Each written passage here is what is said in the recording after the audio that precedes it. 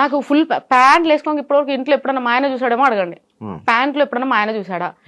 మా ఆయన ఇంకొక హ్యాపీ ఏంటో చెప్పనా, శారీస్ లో ప్రమోషన్స్ చేస్తూ శారీస్ లో రెడీ వెళ్తున్నా చూసినావా, అమ్మ నా జన్మ ధన్యమైపోయింది, నేను ఇంకా సచ్చే వరకు చూడాలనుకున్నా నేను చీరలా.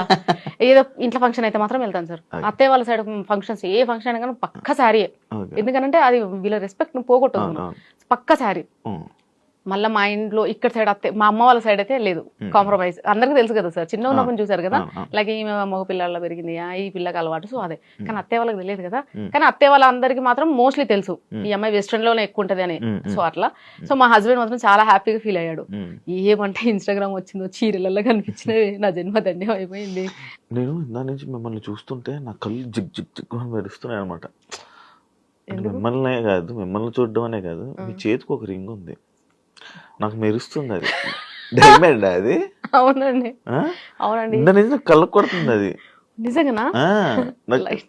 లైటింగ్ వల్ల సప్సపం కొడుతుంది.